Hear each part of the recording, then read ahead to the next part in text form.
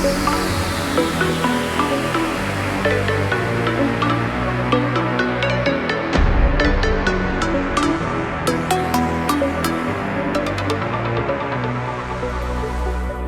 Sigma Theta Sorority Incorporated will be filming, recording, and photographing this event for use in Delta promotional videos, photography, advertisements, social media platforms, web pages, and other future Delta events as the case may be. Via continued participation in and by continuing to remain logged into this event, hereby acknowledges that participant may be photographed, filmed, or otherwise recorded while on the premises of the event. Grants Delta, its successors, assigns, and licensees irrevocable consent to include participants' name, likeness, photographic image, mannerisms, and voice or other recording in the production or for exploitation for any purpose whatsoever in any and all media now known or hereafter devised throughout the universe in perpetuity without compensation and or credit. Represents, warrants, and agrees that Delta holds and shall forever hold all display, publication, and ownership rights, licenses, and privileges to any and all media, whether in law or in equity, which may be ascertained, registered, or in any way utilized with respect thereto, and waives, releases, and transfer, as the case may be, any and all such rights, whether in law or equity, as may be necessary or required to effectuate Delta's establishment of ownership. Participant further agrees to abide by and comply with any and all terms of use and or additional participation rules as applicable and specified during relevant sections of the program, and acknowledges, understands, and agrees that violation of such participation rules shall result in legal recourse and disciplinary action. Good afternoon, everyone. The Fairfax County Alumni Chapter of Delta Sigma Theta Sorority Incorporated is pleased to welcome you to part 2 of our Embody program, Your Voice, Your Vision, Your Decision.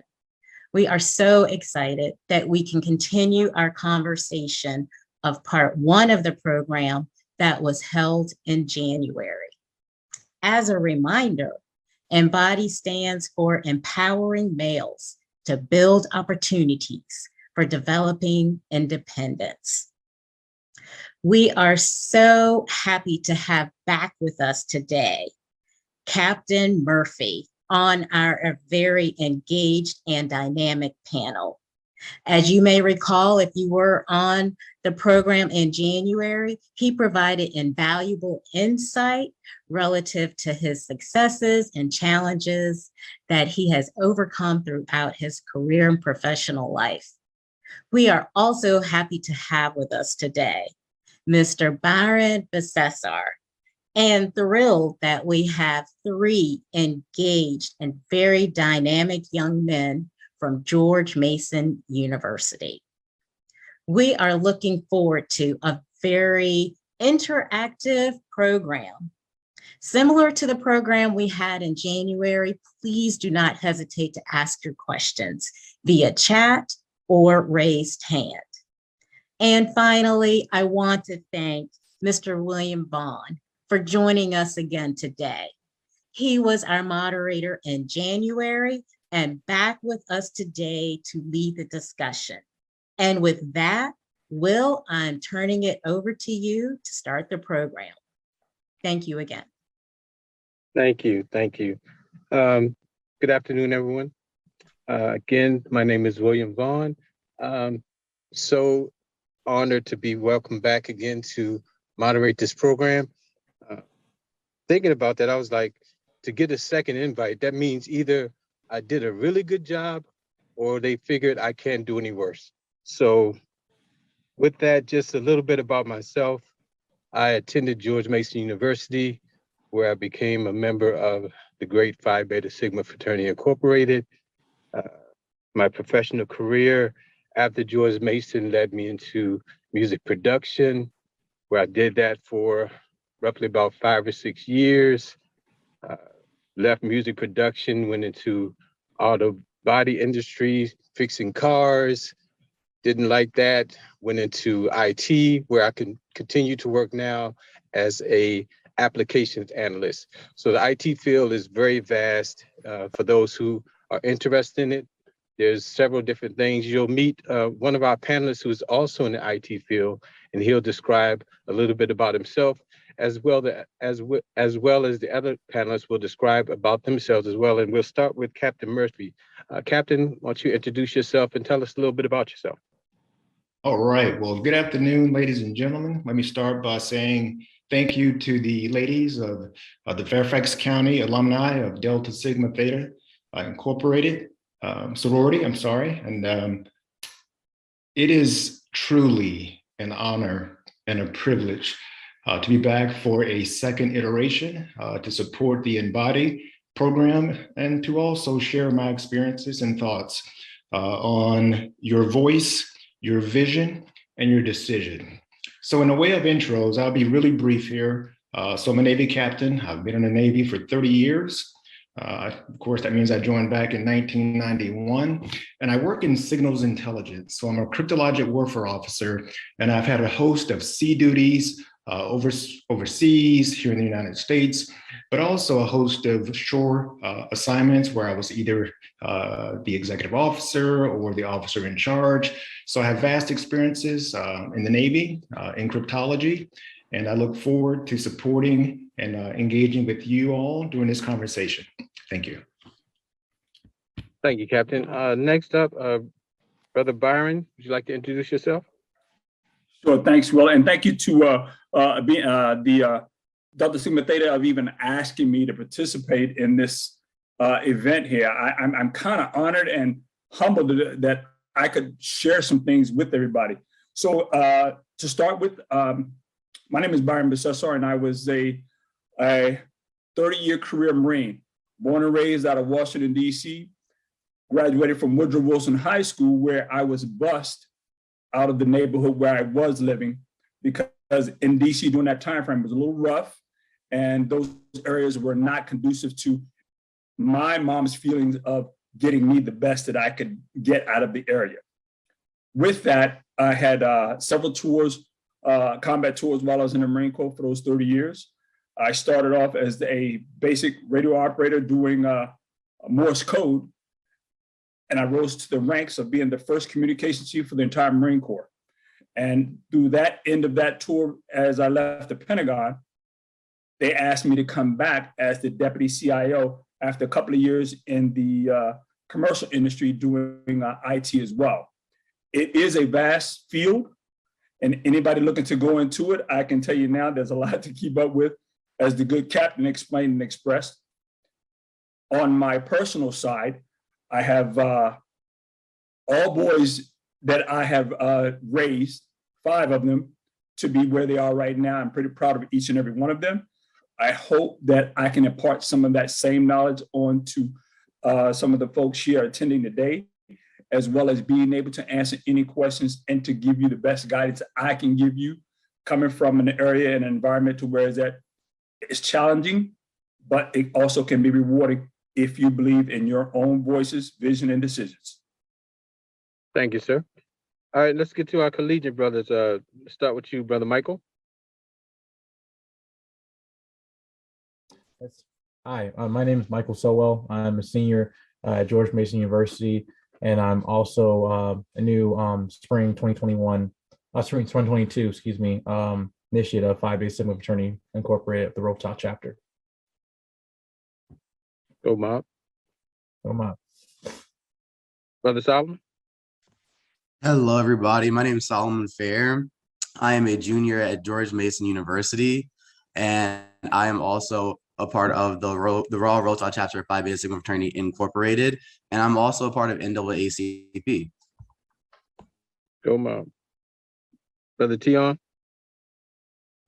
Good afternoon, everyone. I hope we're all having a fantastic day. My name is Tion. I am a sophomore at George Mason University. I crossed into the Rotop chapter of Phi Beta Sigma Fraternity Incorporated in the spring of 2021. I'm coming up on my Sigma-versary, so there's that. but also I'm the current president of the National Panhellenic Council, otherwise known as the Divine Nine at George Mason University as well. And I'm majoring in information systems, a little different from information technology, but you know, it's sort of the same, but not really, but glad to be here. Excellent. Thank you all. And that is our panelists, which I think is very diverse. I think we're going to have a great discussion today and great conversation. So with that, to kind of recap for those who were not part of our last discussion, who are again joining us for the very first time, one of our big topics of discussion last time was negativity and how do you deal with negativity. Captain Murphy got into a really deep conversation and we kind of ran out of time on that. But Captain, one of the key points was, and you kind of touched on it, was when you start dealing with negativity and the naysayers and all these people who say, and as you go along your way, you know what, you can't do that. And I know it looked like it worked this time and, you know, but it's not going to work next time. And you can't do it and they can't do it and she can't do it. How do you deal with that? How do you get past that? Because it's going to happen and it's going to come and it never seems to fail. So how do you get past that?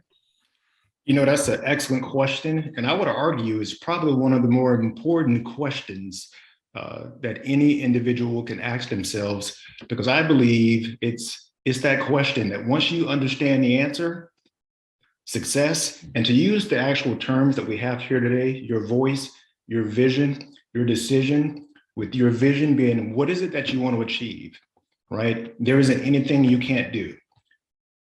The way you overcome negativity is through a positive mindset. And what I will tell you and share with you is a story of someone that I grew up with. I will not share his name. What I will tell you is that he lived in an environment. His mother basically was on drugs. She was on alcohol. And he was in the same grade that I was in. And going through elementary school to middle school and right up till we got to high school, I want to say, you know, each year he basically wore the same clothes to school every day, right? His personal demeanor was broken. His spirit was broken. His ability to perform in the classroom was broken. But he was gifted, you know, from a sports perspective. We started playing football in the 80s. And while we were playing football, our coach introduced him to a book written by Dr. Norman Vincent Peale, right?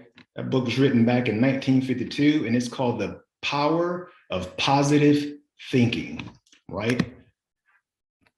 To utilize his story and to utilize the way he explained it to me, your thoughts, your memories are a reflection of the past, right?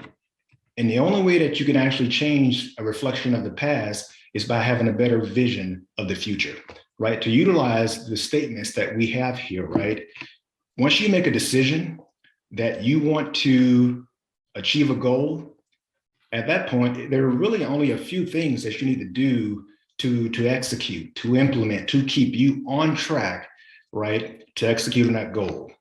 So starting with your voice, one of the things that he explained to me, and it was so powerful, a lot of people say, I should do, I should do, I should do. No, right? To use your voice, it must become an I must. When you're trying to achieve a goal, you utilize statements like that, because does anyone on the call right now say that I should breathe? Or maybe I should eat?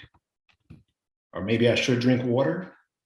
No, right? Because those things are vital, right, to sustaining life and for you, you know, moving from one day to the next. Once we think of our goals, the things we want to achieve as a must, they now come on the frontal lobe of your thinking.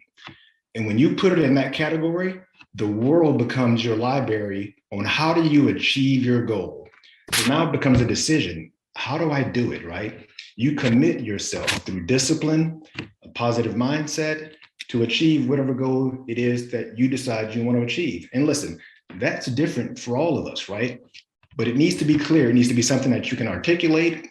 And also it'd be ideal if you could actually write it out so that you can see it.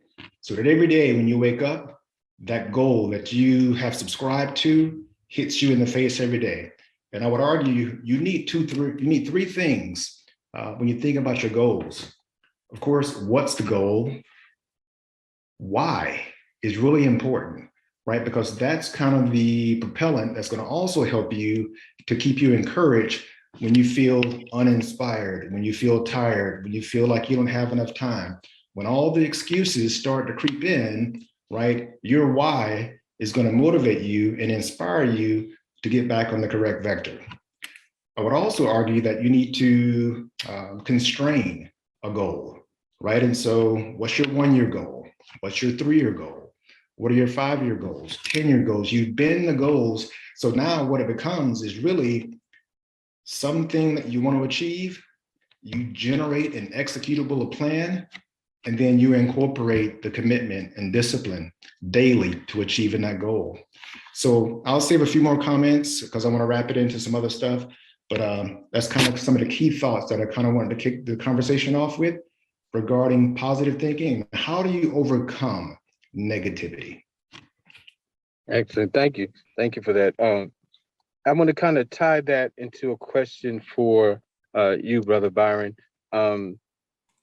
You talked about how your mother had you bused to a different school to kind of get you out of environment, that environment being one of negativity, being one of violence, being one of one that would kind of make you a product of your environment, so to speak. So in that, how did you make the decision to embrace that and to go forward with the vision that your mother had and make that a vision for yourself? Thanks, Will. I appreciate that question. And a lot of it is just out of those same examples that the good captain gave. But I saw my mother struggle.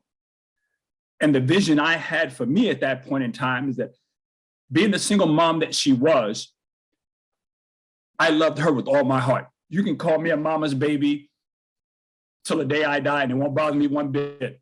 Yes, I'm 6'2", 215 pounds, been through 11 different combat tours, but my mama controlled me to the very end. My point in all that is saying that if you love someone as much as you do, the vision and doing for them will help you get there. I loved her to the point that where is that I wanted to make things better for her. So even though I hated it and I didn't want to leave my friends in the neighborhood where they were gonna all go to school, my mom says, no, you're gonna go to another school. And because of that decision that she made, it changed my vision. My vision at that point was then, you know what? I can see what she wants from me, and like the decision that most men have to make or young men have to make at a certain age, being that of 16, and I say 16 because that's when I decided it. I can't continue to live in that same area where we lived before. I want it better for my family. I want it better for myself. I wanted to make things happen for me.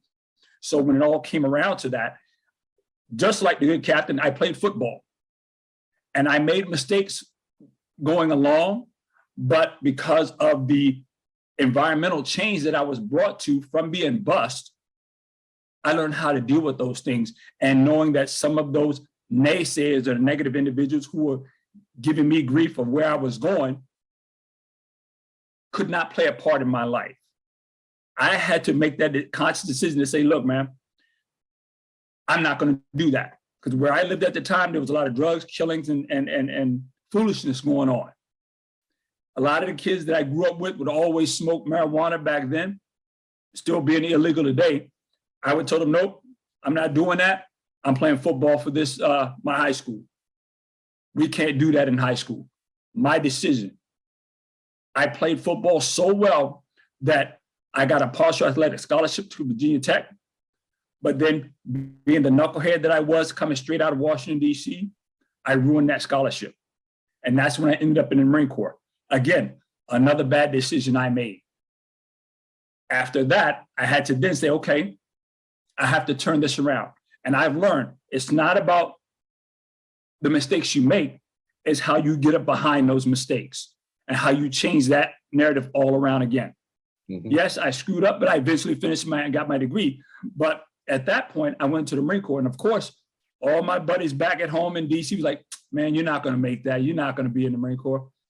Sure enough, I ended up staying. Yes, 30 years.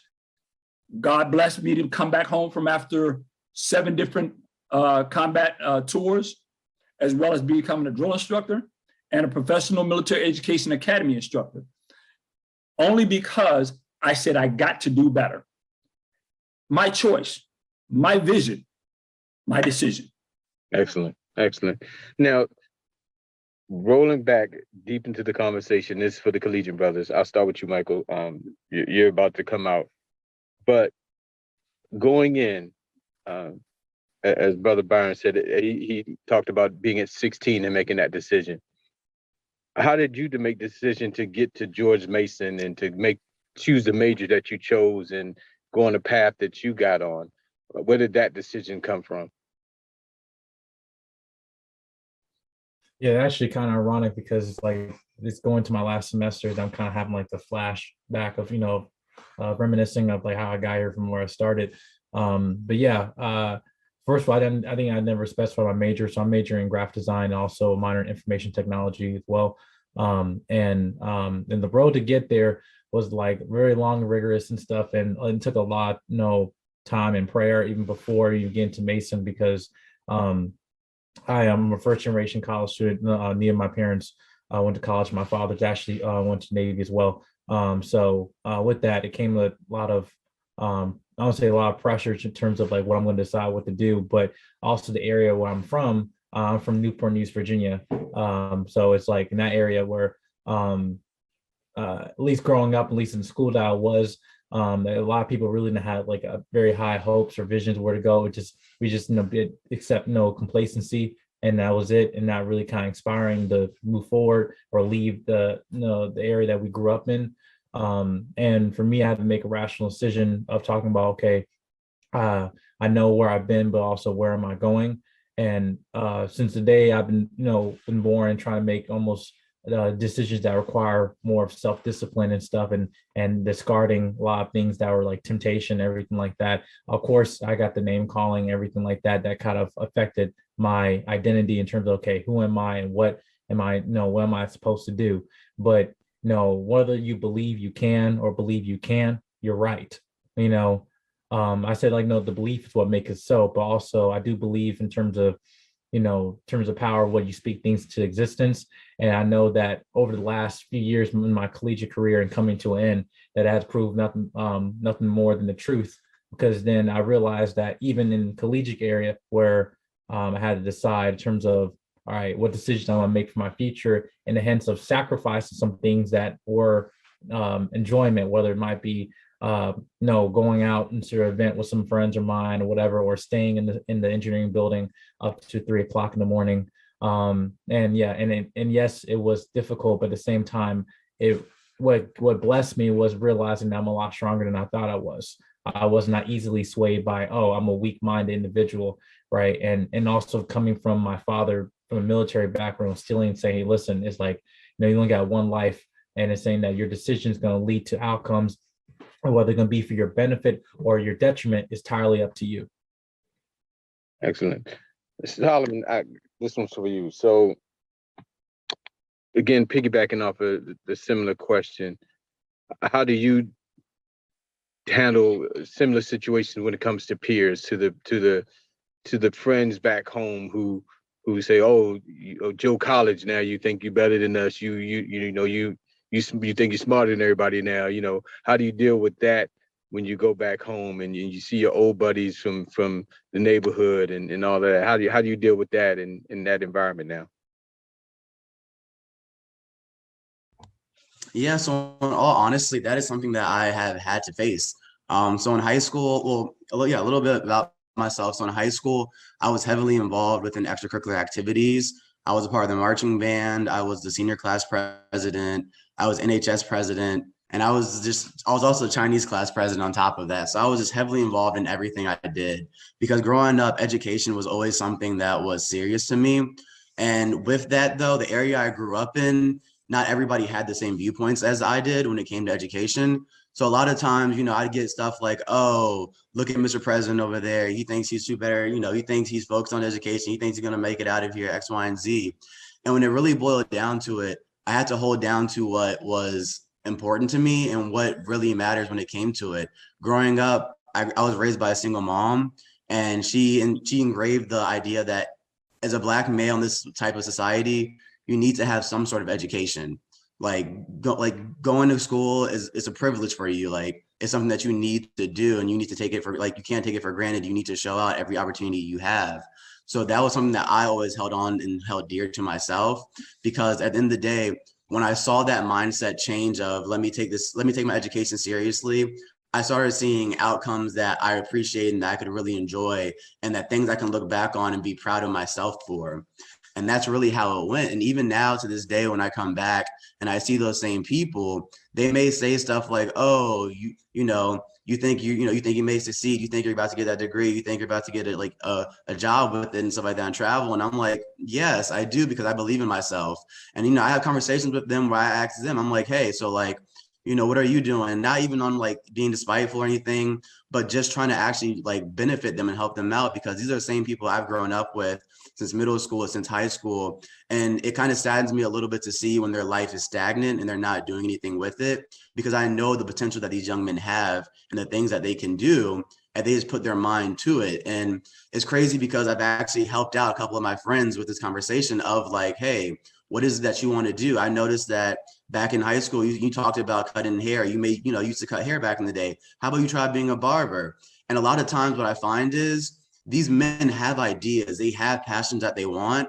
It's just they don't have that belief system within themselves to go ahead and do it. So by having those conversations and just by being a peer to somebody and saying, hey, man, I believe you, and I think you can go ahead and get that license. I think you can go ahead and get that degree. I think you can go ahead and be what you want to be.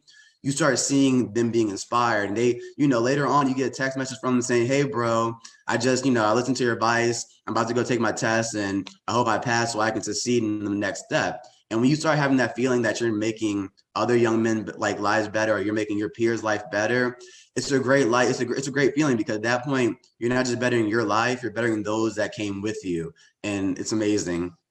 Excellent. Excellent. Tion, real quick question for you, man. Why didn't you quit? Why didn't you just give up one day? That's actually a pretty deep one, honestly. Because going a little bit on my background, so going to Mason, for example, that was a huge decision coming from Prince George's County, Maryland, where I'm the only person from my high school going to this, PWI. Everyone is going to Howard, A&T, Morgan. They're why didn't you, go here? You know what I'm saying? And I was like, to tell you the truth, I didn't really know. It was more some of those things where I'm I feel I could flourish here. You know what I'm saying? But when I got there, that's when I was hit with all the harsh realities of going to a PWI and all that, the hardships that go through there. And the major I was in originally was mechanical engineering, because my pops, he works, as a repairman for the buses. So at a young age, he got me into cars and doing all that stuff, and going through mechanical engineering, I just figured that wasn't my calling per se, and that ain't nothing wrong with that. You know what I'm saying? Ain't nothing wrong with that, but definitely going through that and really facing all those things, I was like, dang, maybe I honestly was in that place where, dang, maybe college isn't for me, or dang, I went here to become an automotive engineer, and all of a sudden my hopes, I'm like, this isn't for me. You know what I'm saying? Granted, I never failed my classes, but I'm like, dang, this isn't for me. I'm not enjoying what I'm doing, Mm-hmm. And so I was like, maybe this isn't for me, right?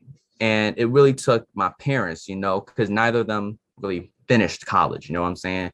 And so it really took them to tell me hey, see this through, explore the options. There's going to be another way, regardless of what it is. If you have that mindset of it's going to be all right, but that isn't going to happen by itself, you got to make it all right in one way or another. That's something that really carried me through and pushed me like, okay, let me try some other majors before I call it quits on this college. You know what I'm saying? Or if I call it quits on college, maybe it's the type of university I'm going to, or maybe I'm not finding like the right opportunities here at this university to help me flourish, And so it really took a whole lot of those things where if you ever have that mindset of, okay, maybe this isn't for me, isn't quitting, honestly, maybe something's wrong, but it's your, I guess, prerogative to really find the alternatives and really to see, okay, what else, so that you're not quitting on the main goal of I'm gonna get my degree, I'm gonna flourish, I'm gonna do something that I like doing or anything like that. You know what I'm saying? There's always another way around that, but you have to find that, and you need to have that mindset of I'm gonna get better, but it ain't gonna happen by itself. Something I gotta make that change. And so that's something that really helped me get through not quitting, really repeating that. Excellent. And I think that is one of the things that we want to push home here with your voice, your vision, your decision, is that it may not be that pathway that we all on this panel have taken, that our parents have taken, that our grandparents took. It is the path that you have to take on your own, that you have to figure out that, when I look at, myself, and I have a similar story to you all, Brother Byron, I'm like you, man. I remember talking to people and they're like, "Oh, you're not scared of the police?" I'm like, "No, I'm scared of my mom." That's Exactly. what I'm scared of. I was never scared of the cops. I was scared of my mom. If my mom found out, that woman would have killed me. Oh, yeah. And then, I remember, as you said, Michael, I remember I would go out, and I remember I came home one day and I gave my mom a hug. And I came back from George Mason. I walked in the house. I rode through the old neighborhood. I grew up in Alexandria, Virginia. I rode through the old neighborhood. Came in the house. I gave my mom a hug. And she's like, "What's that for?" And I was like, just because. And she's like, "Why? I just said, just because." And I remember thinking, as I rode through the old neighborhood, all those guys that she wouldn't let me hang out with, still standing out on the corner, still doing the same things she wouldn't let me do, and I used to be so upset about. And I'm like, that would have been me, still sitting out there doing nothing, had she not forced me to be better and told me to be better and wanted me to be better. So I just gave her a hug and told her thank you. And later on, I told her why. But, and sometimes our parents, and again, to the young brothers here and to the young men on the call, sometimes it may seem like our parents don't understand, and they're just trying to be harsh, and they're just, they hating on us, but we all weren't born 70 years old with kids. We went through it. We lived through a lot of the stuff that you guys are feeling, that you're seeing, and that you think we don't understand it, but we've seen it. So sometimes we know. Sometimes we are just, I tell my kids all the time, our jobs are not to stop you from making mistakes. It's to help you to learn how to recover from those and not let you make a mistake that you can't recover from. Absolutely. That's all we're trying to do. We want you to make mistakes. That's part of living. But we want you to also have a vision, have a goal, have an idea, have a place that you have in your heart and your mind, and see something greater than you are. And so with that, another question I want to ask is, to the young brothers again, mentorships. Captain Murphy, we talked about this last time, and I want to pose this to Brother Byron as well. When you talk about mentorships, how do you see, did you have one in the military? And then how do you see yourself as a mentor to these young brothers and moving forward? Absolutely. If you don't mind me jumping in first there, to my young counterparts on the panel. My first mentorship was my football coach at the new high school that I was bused in. He wasn't as young, but he was, I would say, middle-aged Black man, and helped a lot of us who had just gotten there. And just like yourself, Will, being bused into a whole new neighborhood and a whole new area there, I was more afraid of my mother than anything. So when I went there, I had struggles. But the young football coach helped me overcome those same issues. Once I got into the school, there was my English teacher, beautiful young lady. She was white, but understood the struggles that we were going through coming there. And to this day, she has passed on. And if I could hug her today and say, yes, she was the one that helped me get through those things, as well as my coach. On another side, when you talk in mentorship from that point, and my military side, again, coming from the streets of DC, after screwing up in Virginia Tech, I went in the Marine Corps. And of course, I had an attitude and chip on my shoulder because I just grew up that way. But I had to learn. And that mentorship to me was another young sergeant, young Black sergeant, set me straight and told me, you're not going to make it with an attitude the whole time that you're here. It's not going to do you any good. Learn the system, educate yourself, get yourself in a better position so that if you don't like something, then you can help make that change. But you have to go about it the right way. Fighting the system is not going to always be done just through an attitude. Educate yourself and learn how the system works. And that way you can contribute and then make the changes. I've learned that, and I've tried to do the same things as I coach now. I've been coaching football myself now for about over 20 years. All 5 of my boys have played football. They're all doing pretty good right now. I got 2 left at home, right? Well, basically, yeah, 1.5. I got a senior in high school, and I have a freshman. All of them, I can honestly say, I still worry as a dad, but I think they're all on the right track mindset. And that's because of the mentors that I had in front of me and throughout my time in the Marine Corps, as well as in the, I would say, in the commercial world of IT. Really sharp individuals. My mom taught me 2 eyes, 2 ears, 1 mouth. Pay attention and listen twice as much as you run your mouth. Excellent, excellent, excellent advice. Captain Murphy, I know there was a story that you wanted to share as well. You know, let me stick with the question first, and I'll try to see if I can squeeze the story in there, because I think this is a really important one as well. When you look at all the relationships that we have, right? My parents, my brother, right? They all serve a purpose. But when I look at mentorship, right? I think it's one of the most important relationships that I have, both on a professional, but also on a personal level. And so, yes, I've had multiple mentors. When I started out on the enlisted side, I had chief petty officers who were shepherds, if you will. And I consider those relationships really important because I could ask those individuals questions that I want to ask my mother or my father or my brother, right? And also they had different experiences, i.e. by being a part of the military, that could help me to advance my career. And so you fast forward the clock, here I am 30 years later, it'll be 31 years in June. I'm a captain in the Navy. And as an African-American, a lot of people, they seek me out for mentorship, right? And you know what? It is an honor and a privilege to have an opportunity to just talk about my story, to talk about my experiences. And I've heard a host of experiences here, and that's why it's an honor to be here. But the point that I want to make, it's not about how old you are or where you are in your life, right? We all have something to contribute to society, right? And it's about how we approach the problem set and the relationships that we have. So yes, I have mentors.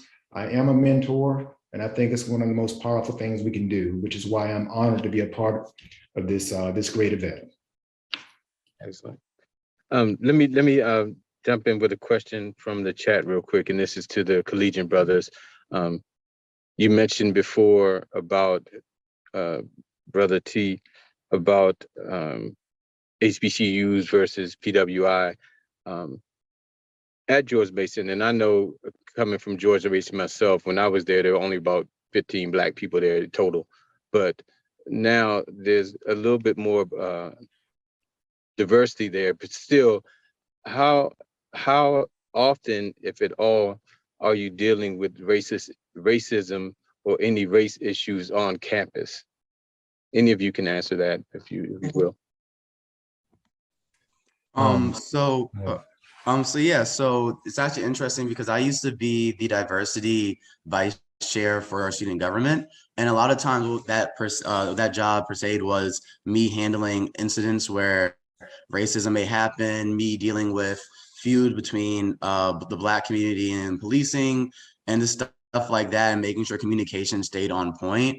And from the looks of it, it happens. I'm just gonna be honest. Like, it's something that happens. It doesn't happen like every day, but it's something that definitely does happen out there. And what I will say when it comes down to it, the one thing that I appreciate about this institute is the fact that we as students can have the opportunity to pull administration to the side and have those conversations. We can say, hey, look, this is what happened. I am not okay with it because it made me feel X, Y, and Z. I need to see repercussions happening. Or if not, there will be, this organization or me as a person will do X, Y, and Z. I will back out from this, or, there just will be some type of repercussion to go with it, kind of thing. So at the end of the day, I will say that that's something that I do appreciate, but being in an area where you are surrounded by another, we are, sorry, I was reading the question, but we're in an area where we are, the minority in a sense, when there are a majority more white people around you. But I will say, luckily for us, times have changed in the sense where we have a stronger sense of community.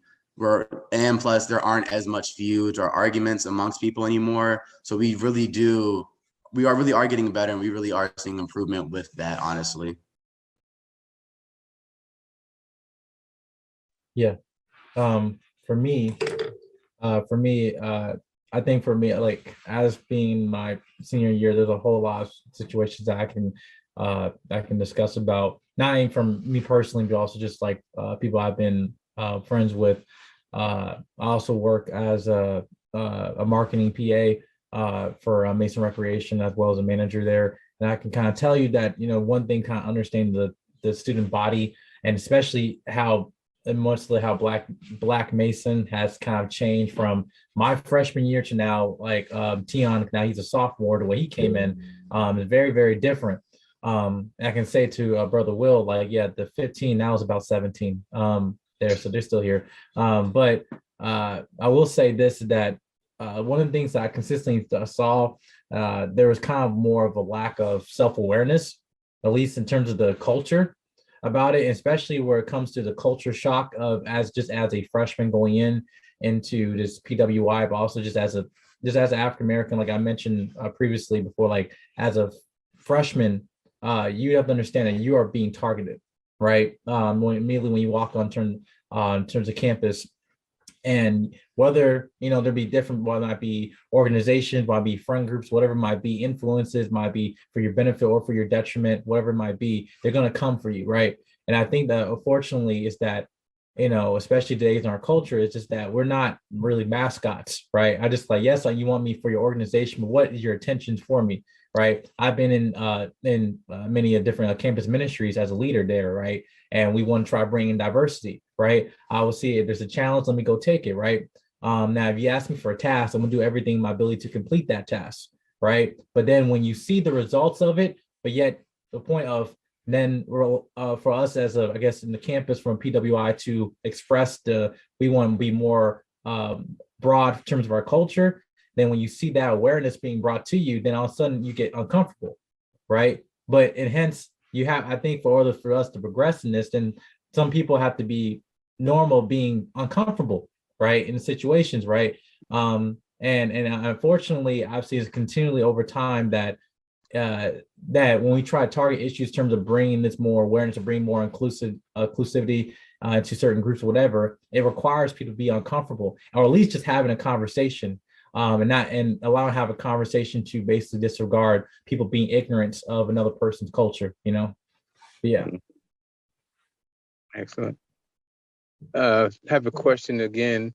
What was your worry or angst about being raised by a single mom, and do you find that her words and of wisdom are coming to fruition? um, uh, single mom. Anyone want to handle that one? That is can I take a stab at that one first? Yes, Yeah. sir. Yes, sir. It's amazing how a kid looks at a parent when you're at home versus when you're an adult, right? And so my mother, like most, I'm sure everyone's mother here, had my best interests at heart, worked extremely hard. In some cases, she worked 2 or 3 jobs to ensure my brother and I had at least the things that we needed. Raised us in church, in a way of, not necessarily having a male figure. She made sure, male in the house, made sure we had male representation in the household. But I tell you what has really amazed me as I've become an adult is how much I remember of what she said, specific lessons and things she would articulate, right, about, things that I should do and things that I shouldn't do. And so I would tell any mother, right, that you've done your best. Not only is your child going to appreciate that, right, but they're going to have the greatest affinity and love for you. Even if they're not maybe articulating that to you, I can at least speak for myself and say, hey, listen, it is deep inside. And it actually has really impacted both my marriage in a good way and relationships in general, right? Because I understand the power of sacrifice, right? And the things she went through to ensure, right? I mean, for years to make sure I had the things that I needed. So the specific point about the worry and the angst, not for me, right? There wasn't, I didn't really have worry, right? But I have the greatest affinity and appreciation now that I can look back at it and really understand the sacrifices, the depth of the sacrifices that she made. I would not be here if it was for my mother. All right. So anyway, kind of my thoughts on the question. Anyone else have a way on that? Yeah, Captain Murphy has hit the nail right on the head with that. And I can only echo some of the things he just spoke about, because again, my mom raising me and my 2 brothers by herself did exactly those same things. She said things that I, at the time, didn't want to hear, just didn't appreciate it. But as, again, you get older and you take a look at, again, I think, you said the same thing. Those same guys, I had 6 good friends in my neighborhood. 2 of them are dead, 2 of them in jail. Myself and another young gentleman are the only 2 right now doing something worthwhile. And guess what? He was also bused with me to the same school. So I would say to the single moms out there, trust and believe. If your heart is pure and doing what is right for your child, don't ever worry about what you say and do, because again, it's all out of love. And I can say that because again, I saw this with my mom, even though she knew, and she used to tell me all the time, you don't realize how much it's hurt me to have to tell you no, but it does. And I'm like, you don't understand, Mom, 15 years old, like I knew better. And I'm gonna sit there and try to explain. And then of course she would tell me, watch your mouth, again, not accepting the fact that that time young and not realizing all she wanted was the best for us. As you get older, you recognize those things. And sometimes you don't see it until after you have left the home. It comes back around and like, wow, everything she has said or she's tried to explain to you was true. I went through that again later on in life as a young staff sergeant, E6 in the Marine Corps at the time. I got passed over 5 times for promotion, 5 years in a row. And I'm seeing guys get promoted over me. But my mother told me, she used to call me love. She said, love, don't worry about it. God does it in his time, not your time. And when it all comes around, it'll be worth it and you'll appreciate it that much more. She was the one I went to every time to help me keep my focus. My decision, my vision, but at the same token, as those times went along, yes, I finally got promoted to E6, then E7, then E8, E9. all the way up through the point to where it's at all those who passed me, I passed them. And not only did I pass them, I became that communication chief for the entire Marine Corps, to where they all worked underneath me at that point. So trust and believe in those who love and care for you. That includes, I would say, those who may be with just grandparents as well. Yep. Good word. And I would say to those single moms who may be listening in, stay encouraged. You know, I know it may seem hard sometimes dealing with our strong heads and our strong will sometimes as young men. Stay encouraged. We are listening. Trust and believe we are listening. May not seem like it, but we are. It may not seem like the little boy sitting next to you right now is not listening to you, but he is, and it will come back. Just keep talking. We are listening. So I just want to give you that little piece of advice. And can I say something real quick? Sure. Just about moms, because I'm sorry, I love my mom. I'm not gonna lie. And man, I saw that question. I was like, I just have to speak, because the thing about my mom is, so she raised me and my brother by herself. And when she first had me, little thing was, we were homeless for a bit. We were staying with my aunt at the time. I didn't have a lot of male role models growing up in my life, but she made sure, something she used to always say, she'd say, your dad's not around right now. And one thing I loved was she never down talked him. She just said, he just isn't around. He just doesn't have time right now. He's busy. But she used to be like, but that's okay, because I'll be your dad and your mom. I'll be whatever you need. She's like, you only need one parent. And in all honesty, when I mean she showed out, she showed out. There was a lot of lessons and stuff that at the time I just didn't understand. I'll be honest. I just couldn't understand. And she used to even tell me, she'd be like, right now, you probably don't understand it. She's like, you probably don't appreciate it. She's like, but when you get older, she's like, I bet there's gonna be a time you're gonna call me and you're gonna say, oh, mom, I remember that lesson you told me. And here I am in my mind, upset. I'm like, that's never going to happen. That's never, believe it or not, yesterday, I actually called her and I said, I was like, mom, remember that conversation we had about communication. I was like, you were right. Like, I need, it's okay for men to cry. It's okay for men to like open up, kind of thing. And that was something that I always appreciated about her, was even if I wasn't ready to hear that information, she always knew that I needed that information. And at some point in time, I was going to call her back saying, thank you, because I needed that lesson. And when it really came down to it, my biggest, because I'll be honest, I did have some fears being raised by a single mom and not having that many male role models around my life. It made me kind of feel like, well, without these male role models in my life, will I turn out to be a male? Like, will I turn out to be a real man and have those characters and those values that a man has? And one thing I can proudly say, being at the age of 21 that I am now, I still have a lot more growing to do until I get to that main point.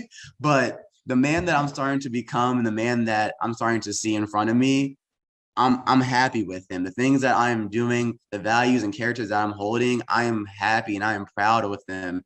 And I can proudly say that because of the fact that my mom taught me these values and she taught me these lessons.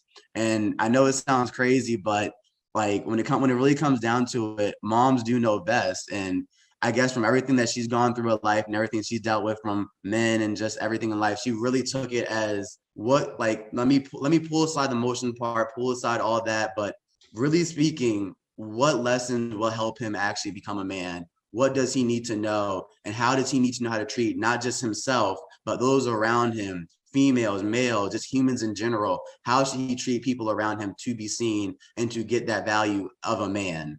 So that's something that I really do hold dear, because she really has helped me out in many ways. And I just love her so much, like, in all honesty. Excellent. Anybody wants to speak? We're about to wrap up. We are going to keep the chat open and we are going to stay online for a little bit longer. But the wrap-up time is at 3, and I know Captain Murphy, you have to check out a little earlier, but we are gonna stay on a little bit longer. Am I right? Wonderful ladies of Delta Sigma Theta. I see a couple of head nods like yes, so I'm gonna go ahead and assume that I'm correct on that. All right, so anyone else want to speak on the single moms? Well, I want to come from a different perspective. I'm only child. So and so I think on that note is that I'm not kidding you. My mother, I live on my own. My parents actually are in my house right now cleaning and I had to move around different room and stuff. But yeah, so I'm like, she's always helping out your boy, right? Even at 23 years of age, right? Out of the house. I'm not, so yeah, I just want to say the fact that as even from just from sons to mothers, that there's also a sense of now, as you're talking about learning back now that I'm out of the house, but still realizing, okay, the thing that she was saying, the choices that she told me, hey, listen, all right, I don't care what little Timmy doing down the block, you live in here, right? And I realized, I don't want to be where Timmy is now today. I get it. But I will say, like, today it's like, I want to emphasize this a lot to men is that sometimes also, regardless, wherever your personal relationship with your mother is, that there's to come to a point you might want to offer them an apology, right? And I had to do that like about a few years ago, like around like my end of my freshman, beginning of my sophomore year. Like, you know what, Mom, like, I apologize, right? Because I was ignorant. I was ignorant in terms of certain things that I was going through as a child, that even then my father understood just as, being men, but at the same time as realizing it takes a level, not only just of, maturity, in just terms of, your walk of life, but at the same time, when things with experiences come with wisdom, realizing that situations of like, all right, it's about sacrifices. Now realizing I had to make sacrifices now, like I'm paying bills, like I'm controlling the finances over my roommates in my house. It was because of my mother, right? She was controlling the finances of our house while my dad was working, and stuff. She would know and all this stuff, and she taught me how to do it. Where I able to do the taxes and stuff, and to that I'm forever blessed for that, right? So, and I just want to try to encourage that, at least with your men, is that listen, that regardless in terms of like how old you are, then I think you also have to offer a sense, to your mothers, just like, hey, probably offer them apologies, like, hey, apologize, Mom, for me being ignorant, and thank you. Excellent. Donna, do you want to have me invite Regina now, or do you want to do that at 3:30?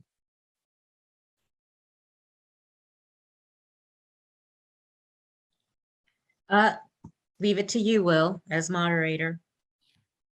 Because We're fine to wrap up, if you like. I'll leave that to the panel. You guys want to keep going, and because I'm enjoying the conversation. So, And I'm free until at least 15 minutes after, so I would love to go a few more minutes. all right. I Sounds good. I have plenty of time. Most definitely. All right, let's keep it rolling. All right, so let me do this. And this is going to go to everyone. We'll start with you, Captain Murphy. What words would you like to impart on these young men who are listening, collegiate students, the young teens who are listening in, anybody, and even words that we can take home to our kids and our family members? What would you like to impart on it? Well, first of all, let me say thank you to everyone on the panel, and just the wise and depth of your discussion. Truly appreciate it, but also encouraging to me. And so I'm learning as I listen to each and every one of you. But if I had to leave the collective with one thought, I would say guard your thoughts. Guard your mind. The average human being has 60 to 70,000 thoughts a day. So let me paint a picture for you. Imagine 70% of those thoughts are negative. 70,000 thoughts, 70% negative. Let me also communicate to you how your brain impacts your physiological state, right? And so every time you have a negative thought, right, there's wiring in your brain. There are hormones that generate and register in your body, and it leaves an emotion. Why is it so important to guard your thoughts? Because your thoughts can become a trap to the future, right? And so I love to say there's an expression about thinking and excellence and success. Excellence is the next 5 minutes, right? And so the way you guard your mind is you got to have a proactive, strategic plan about the things that you want to achieve, right? So when I leave here, I can tell you exactly what I'm going to do. I can tell you exactly how long I want to do it for, who I'm doing it with, and how it's going to basically edify me and the people that I'm with, right? Guard your thoughts. Thank you. All right, thank you. You know what? Again, and you might think me and Kent Murphy rehearse some of these things together, but again, I got to capitalize on what he's talking about, because again, just the mindset and encouraging and guarding those things that you want to do. Two quotes come to my mind, and both of them are from Carter Woodson. The first one is that when you control, let me see if I can think if I can get this right. When you control a man's thinking, you don't have to worry about his actions. The second piece, or the second one that I like, and I have these things posted on my wall in my office inside the Pentagon. Mere imparting of information is not education. So you have to continue to keep doing these things to make sure just saying it is not actually getting it done. You have to preach it. You have to participate in it. You have to get it done. And if your mind can hold it and control it, you can make it happen. Positive or negative, it's all about you and your mind. Excellent. Brother Michael?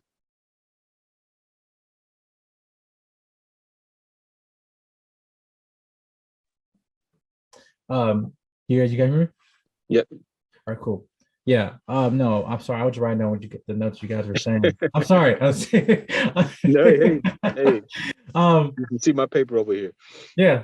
But no, seriously though, I can kind of come also to this from time where about a few years ago, I was actually had like a time I was experiencing like depression, right? And I kind of realized that more of people can be influenced by just being a product of their environment, right? But also in terms of that controls their mindset, in terms of what narrative that are you having inner dialogue in your head in terms of the record player, but also more importantly, what is also narrative around the people in your inner circle, right? I understand. I don't care how long you've been friends with these individuals, right?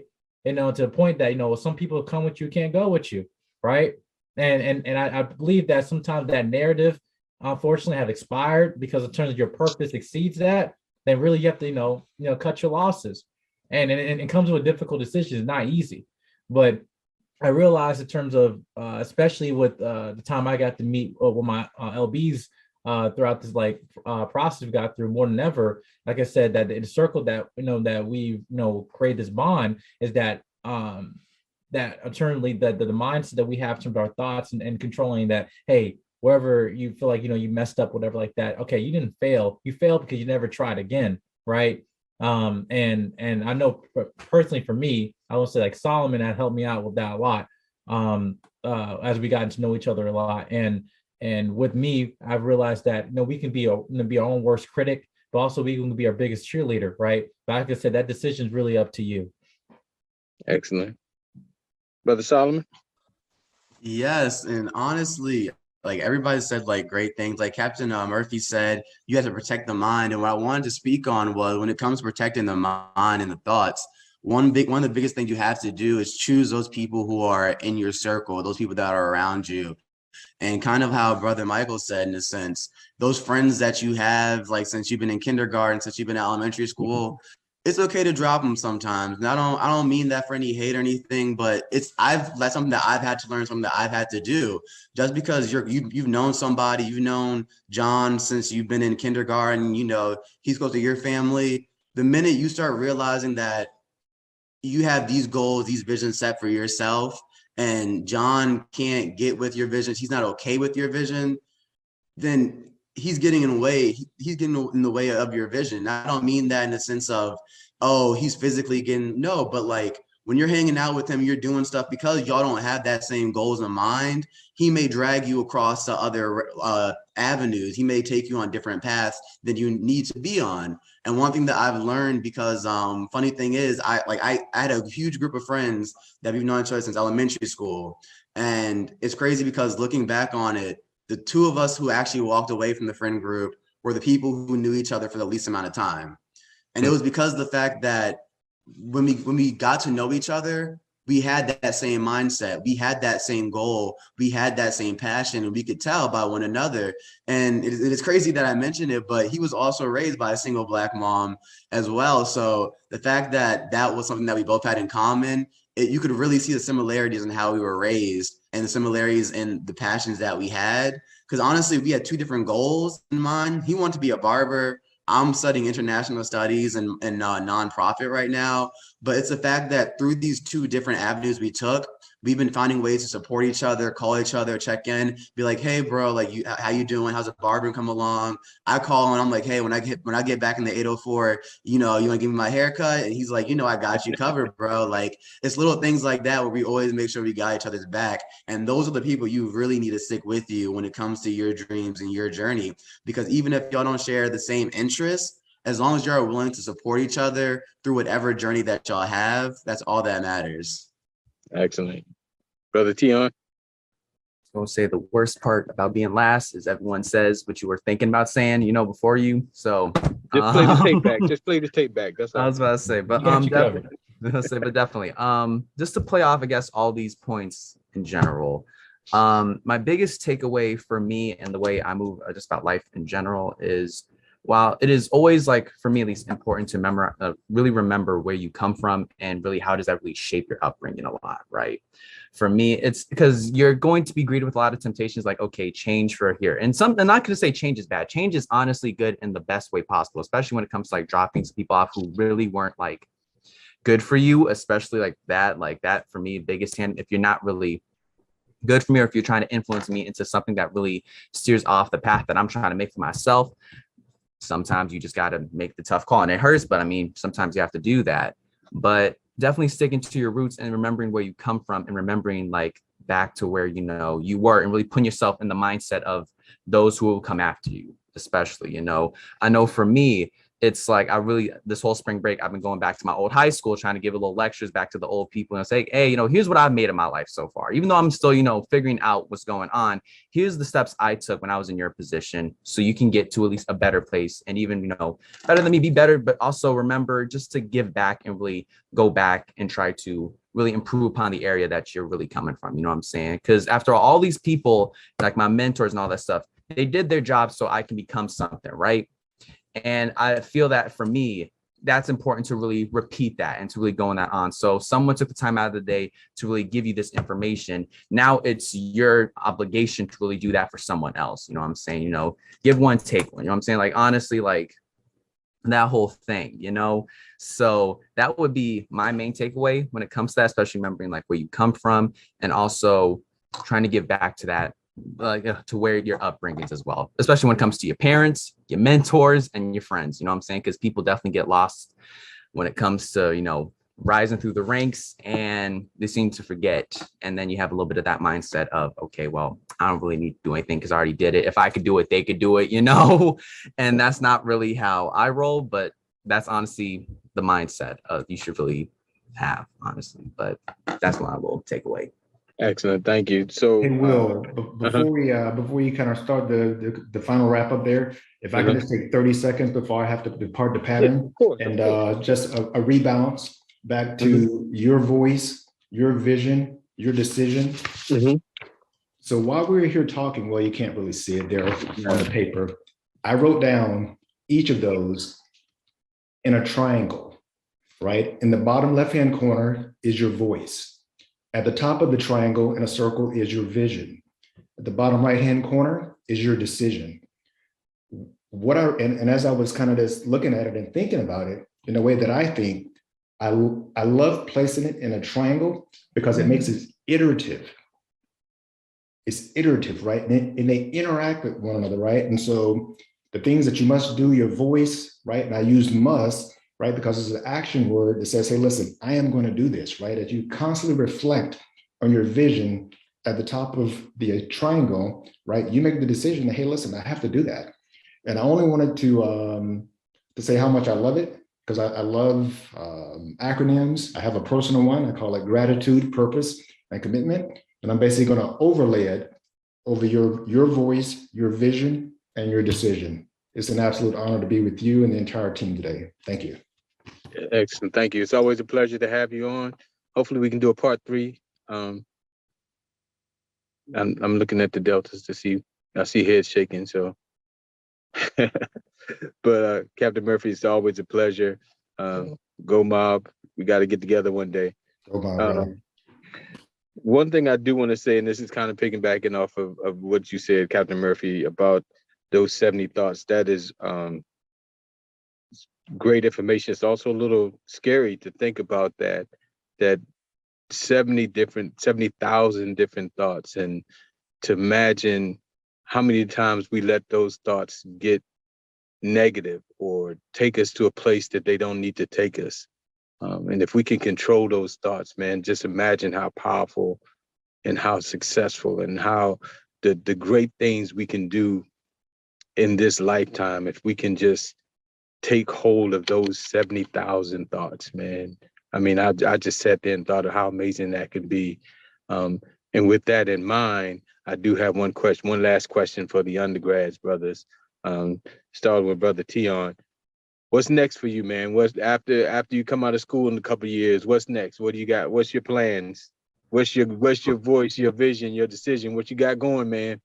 I mean, honestly, my voice, my vision right now, I got an internship with JP Morgan. So I'm trying to see where that'll take me when it comes to my career. You know what I'm saying? Trying to see where that takes it with me, but also making sure I take this time in college to definitely, because I got 2 more years left, but making sure that, for one, I'm living it to the fullest. I'm making the most out of it. I'm not letting it go without having any takeaways. And once I get out of school, I'm making sure that I'm doing something that, I'm happy with, but also making sure I'm still living and making sure I'm, doing what I can to, be better, but also make the community around me better by some way, shape, or form, And so that's really what I got going on for me, honestly, just to be better. Brother Solomon? So yeah, I'm a junior right now, and that's honestly one of the biggest questions on my mind is what I'm going to do after I'm graduate college. And honestly, so for the longest time, it's been going ahead and getting a master's degree, but I kind of made the decision this year to take a break on that, just because of the fact that I'm going to be getting my bachelor's degree in international studies within a nonprofit, and I haven't traveled the world yet. And as crazy as that sounds, I want some experience being able to see the world and everything that it has to offer, honestly. And so yeah, and then I'm also hoping to work at a nonprofit, hopefully. I've been looking in the area as of now for nonprofits that are hiring, and hopefully one day I'll be able to start my own nonprofit combating human trafficking. Excellent. Brother Michael? You thinking on it? Yes, because in 2 months. But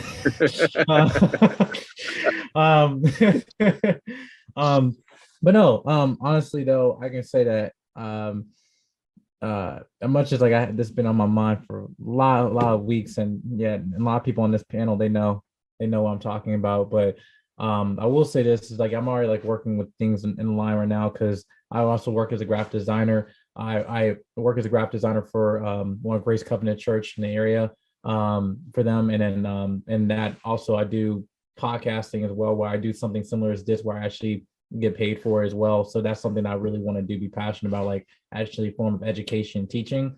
And with my minor in IT, I'm actually in the process of being interviewed for working in the Fairfax public school for IT support or as a data analyst and stuff like that. So just praying that goes well. But as of right now, everything's gonna be all right though. I know that for a fact. Excellent. Well, everyone, it is 3:14. I'd like to thank you all for your discussion, for your thoughts on your vision, your voice, your vision, and your decision. Again, it was a great conversation, great dialogue. I think we were able to reach some people. I know I've learned a lot. My paper is filled with stuff, as you can see. Oh, we can't see that either. But anyway, trust me, it's there. And I would like to turn over to the second Vice President, Miss Regina Ware. Oh, how'd you see yours? That's not fair. Anyway, Ms. It's Regina my Ware? camera. It's my camera. Yeah. Yeah, you got all that kind of fancy stuff over there with your microphone and all that. Anyway, Ms. Regina? Yes. Oh my God. I thought, we did a great job for part one. Part two was even better. And I just appreciate the discussion. And on behalf of our chapter president, Helene Fisher, and we also have our first vice president here, Karen Randolph, we want to thank everyone for taking time out of their day to participate in this event. I think it was an excellent part two to part one, with your voice, your vision, your decision, and the panelists. I just can't say enough about the panelists and our moderator. The conversation was great. And we wanted to make sure that you guys, led the discussion. I wanted to unmute and add to, but I had to sit back and be a student here. And I really enjoyed the conversation. So we most definitely will look forward to partnering with you. Even Michael, who's graduating, we will try to reach out to you when we do another program, just so you can update us and be a part of the conversation as well. And we ask that you take a moment to click on the survey, even our panelists and the young men who are left on, or people that's participating. There's a link to the survey for the event, because we want to know what type of topics you want us to talk about, what kind of programming we need to put on. So please take a moment and take that survey. When you get a chance, just click on the link and it'll take you there. And also encourage the young males who are seniors in the Fairfax County area to apply for our Embodied Book Scholarship. So there's a benefit for attending, like you get an opportunity to apply for a book scholarship. And so that application can be found on our website at fcacdst.org, and you can apply for that book scholarship. And so with that said, again, I just want to thank everybody for coming and participating, and we look forward to having you at one of our next events. Thank you.